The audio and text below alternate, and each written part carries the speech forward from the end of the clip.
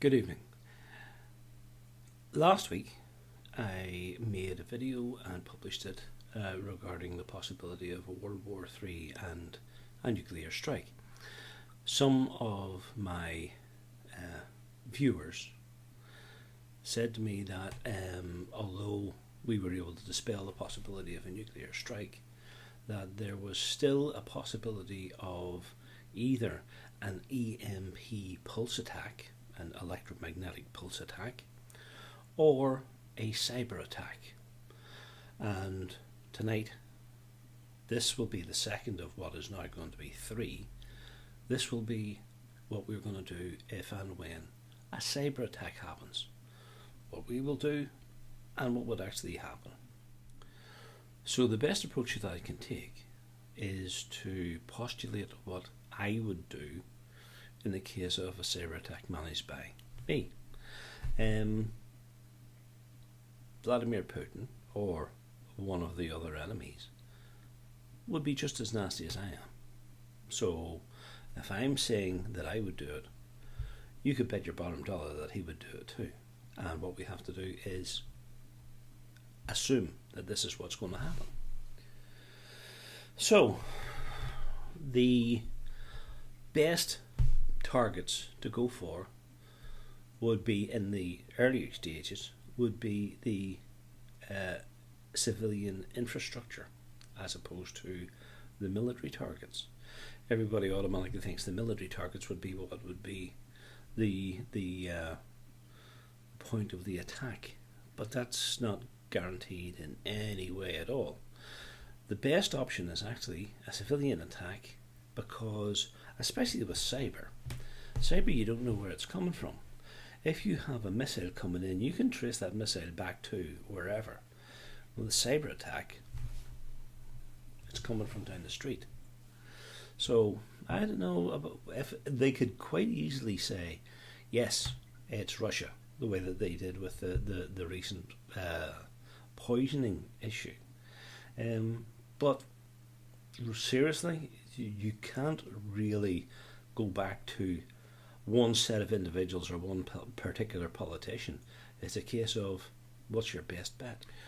Okay, so the first attack. The first attack would be at communication, transport and power. So communication first. Hack and take down telephone, telegram, internet, anything like that, anything that will stop communication from the inside of, for instance, London, out to anywhere else. Especially if you have sort of central government, the way that they do in the UK. Everything seems to happen from in and around London. So if you have the basic minimum of communication in and out of London, that's it. Remember, all of the banking business is done now on the net. All of the financial transactions are done on the net. You take that down, and London as a banking / financial empire is dead. And for every 24 hours that's down, not only does that affect the shares that are within the city, the London city, within their remit, it takes away from the value of the London City Exchange as well. And literally you can wipe billions off the international market in 24 hours. It can be a national catastrophe. In terms of transport, there's no particular reason why, for instance, the underground trains couldn't be hacked and brought to a halt, especially in the likes of rush hour. Rush hour in the morning? No. Rush hour in the evening, whenever everybody's tired, they've already had a full day's work, they're cranky, and you turn it all off at, say, 5:30, 6 o'clock, whenever the trains are stuffed, whenever everybody's tired, they're cranky, they're, to be perfectly honest, they're busting to go to the loo, and all of a sudden every single train that's on the track grinds to a halt. Similarly, the airlines hack Heathrow. I've already been through a hack attack in Heathrow, and it was just one small attack, and Heathrow stopped dead for 3 days. So if they did the same and they just hacked the whole shooting match and brought Heathrow down and brought Gatwick down, brought Luton, Stansted, London as a whole will just go completely dead. There's not only that. If it was me, I would hack every traffic light junction control unit in London and just send a thing out that said, everybody go green. Every light in the country would go green. The amount of crashes, the amount of confusion, the amount of sheer traffic jams would be absolutely amazing. You know, it would just go completely dead. So you leave that for, say, 24 hours, maybe 36. See exactly how bad it gets. And then take it to the next stage. Power off. Hack the likes of Battersea Power Station, wherever else in London supplies power. So you hack that. Then all of a sudden, you're sitting with no power, no communication, no means to get anywhere. You have 7,000 people without power. Now that's okay saying, 7 million people. Sorry. You have 7 million people without power in central London. That doesn't sound so bad because you sort of think to yourself, okay, well, the 7 million people sitting listening to the radio. But there's 7 million people that have to go to the loo every day, and the pumps aren't working for to take away waste. You've got 7,000 people who need to have liquids every day, and the pumps and the filtration system for the drinking water is gone. You have 7,000 people who need to cook, clean, do whatever, take a shower. No, all of that's gone. So all of a sudden you now have 7 million people who are they're in danger of, I can't remember the name of the person that postulated the idea, but it was the set of threes. 3 minutes you go without air and you're dead. 3 days you go without water and you're in serious diffs. 3 weeks you go without food and you're in serious diffs. Unless you're a fat pig like me, in which case, after about 6 or 8 months you're in severe diffs. But that's the set of threes.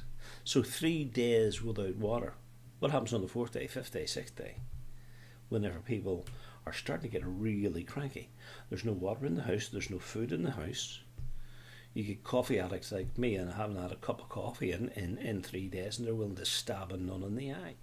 So what we're saying is, day one at 0800, communication dies, telephones are dead, internet is dead, radio is dead, television is dead. The only thing that is happening is word of mouth and newspapers. Newspapers are also going to be dead because the power's going to go off. So that's that. People waffle about all day complaining and trying to get some sort of work done. And generally they get fed up and they say, right, okay, time to go home. So everybody piles into the train at 5 o'clock because there's no overtime, there's nothing happening. Everybody piles into the train, and 20 minutes into their train journey, the power goes off. So you have, 200, 300, 400 subway trains, underground trains in London that get stuck inside the tunnels. Each of them has maybe 200 people, so you've got 800,000 people maybe sitting in the trains. You also have the planes go down because the planes have also been hacked in terms of the IT system early in the morning. So the planes have gone down, the trains are dead, and then you hack the traffic lights so that everything is green. So now it's 6 o'clock, everybody has had a full hard day. You've got hundreds of thousands of people inside the underground. The surface trains have stopped dead as well. The traffic lights controlling the flow of traffic in and around London have all gone to green. So there's an enormous amount of crashes, etc., and general chaos on the roads. Police can't get anywhere because the police are down as well. The police have no sort of backup because the police, the power's off. They have a handful of batteries and stuff like that go. That's absolutely fine. You have that in your car. How does your car get around? Because the roads are bumped. How does the ambulance get around? People are going to die because an ambulance is stuck in the back end of the hospital and can't get out. Because everybody who was trying to get out after visiting Auntie Mary at 3 o'clock are now going to be clogging up the car parks and the exits in the hospitals. So that's the whole shooting match. It goes to hell in a handbasket. Right. So that's that. All of that chaos lasts until the start of the second day. People at this point don't know whether or not they're supposed to go into work or not. Most people will, by that time, have decided, I'll sit at home and I'll try and find out what's going on with the television. But the power's off. So they end up sitting with the radio and trying to get some sort of information. You can't even get your smartphone working because all of the local telephone masts are all dead and nobody's getting any sort of signal. 3G is gone. 4G is gone. So even the landlines, the telephone landlines, they'll be gone because they'll be hacked as well. And then all of a sudden you have people saying, right, okay, I can't get in touch with my work. I don't know whether or not the work's actually going. I'll take a couple of days off. So they make a note that they're going to have a day off and they're going to sit in the house. They sit in the house and sit and drink tea. And then all of a sudden,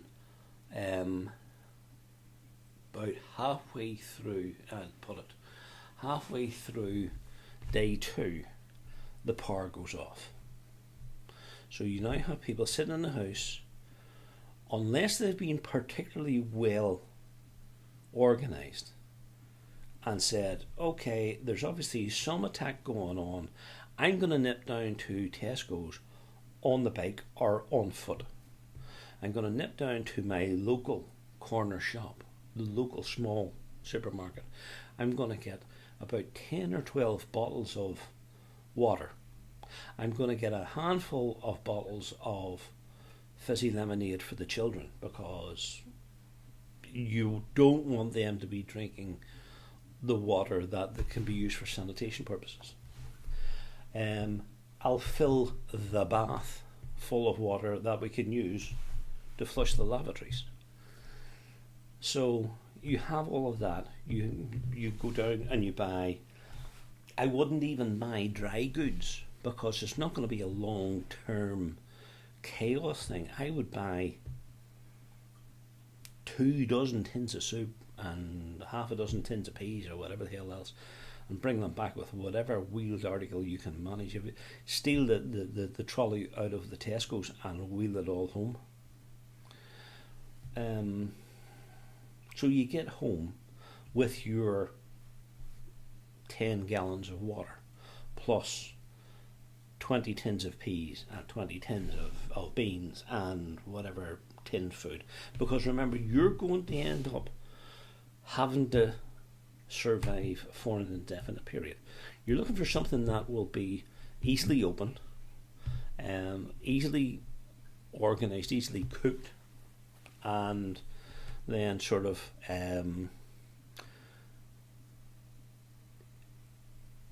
it has to be storable, that it's not going to go off. So you can't go, I'll get a whole lot of cooked ham and I'll get a whole lot of meat or I'll get a whole lot of bread, because even if you freeze it, if the power goes off all you have is a whole lot of rotten bread in your fridge. Tin stuff that is easily sorted out.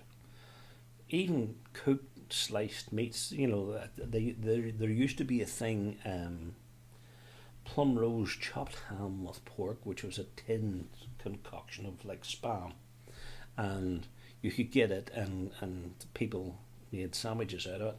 If you're really hungry, you'll eat that. I remember being hungry and I ate it. It was okay. In terms of storing food, we discussed tins.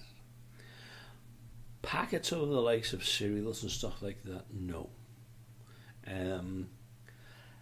So, funnily enough, I would advocate things like biscuits, because biscuits and energy bars and stuff like that are actually very, very good, because you can get them that a biscuit will have 6 months storage. So you buy a whole pile of biscuits, and if you eat them, you eat them. If you don't, they'll last next month or whatever with a cup of tea. But it's a good source. A sweet, sugary biscuit is a good source of, quick energy burst. It's going to be an easy way to eat. In cold weather, in hot weather, that's probably the best thing that you could get. Things like energy bars, biscuits, stuff like that. In cold weather, you're back to your tins of soup, which then brings me to the possibility of something like a camping stove or an open fire. I'm lucky enough that I have an open fire.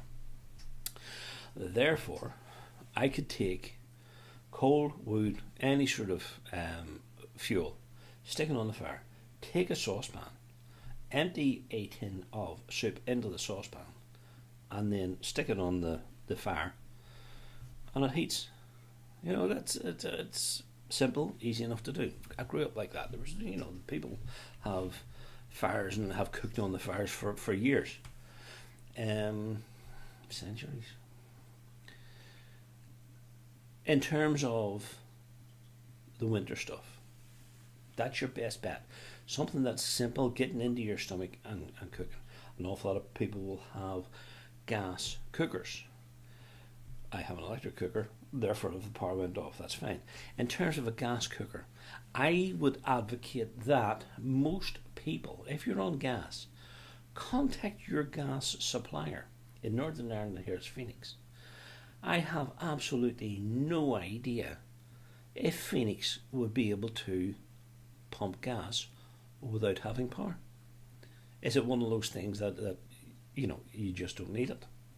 Or are you better having the old Cozen gas type rig outside your kitchen window and just a pipe coming in through and sticking into the back of the hob? I'm starting to think that way myself. So maybe the best way is just to have a big hairy fire and a gas hob with a cylinder outside. That way at least you know what you're getting. So then you have to worry about water. As I said, if you're really lucky and you're really well planned on the night, and you go out down to your Tesco's with your big trolley, and you steal the trolley and you fill it full of water, you bring it back, you have enough water to do. But remember that you are at the mercy of the biggest thug in your area. So you're sitting there and you have water, you have food and all the rest of this sort of thing. And your kid says to some of the children in the street, we have a whole pile of water, my daddy went out and did this, my mummy went out and did that. Then all of a sudden he goes and tells his dad, and his dad is 6'8", flipping shaved gorilla, and he comes up knocking at your door going, I could do with some of your water. In that case you can go, excuse me, but I have a big bloody hammer here in my hand, would you care to leave my door? Or you go, yeah, take those 3 bottles there in the corner. So that's your call. You then have to say whether or not you're going to actually, what you're willing to do to defend yourself and your family. Because I guarantee you, jungle law will prevail within the space of about 5 days. Because the police can't cope, As it is in London now, there's already knife murders worse than New York for the first half of this year. So if the police are worried about that, are they going to be worried about you phoning up and saying somebody's come in to trying to take my water? No, they're not. You're going to be low on the list of things to worry about. They're going to say, well, look, give them some because, yeah, well, it's a nice thing to do. And you're going to be sitting going, well, excuse me, I paid good money for that and he didn't. Tough. So by 5 days in, the government hasn't realised what has happened. They've had 8 meetings within the Houses of Parliament. Everybody has blamed everybody else. They've decided that it's the Russians, it's Trump, it's Macron. There's 3 fellas down the street did it, and they were all wearing hats. So they've assigned blame. Nobody has actually said what they're going to do, and then they finally get their act together. And for instance, they reboot the system for the power, and then they reboot the systems for the planes and the cars and the city and whatever the hell else, and then things get back to scratch. But that's only the start of it, because now you've got to start worrying about what's going to happen next time. So this is where you have your say. Have I made a bad mistake? Have I omitted an issue? Have I stressed something that you disagree with, that you think is less important than I think? Please get back to me. Please leave a comment below. As I said, this is the second of 3. The final of these videos will be on EMP. And what would happen if an EMP attack occurred. So please get back to me. Please leave a comment below. Please subscribe. Please mark me up or down, depending on your understanding and your feeling of how well I did during this video. And in general, come back for another argument. You may not like what I say, but you'll always get a good discussion. But thank you and good night.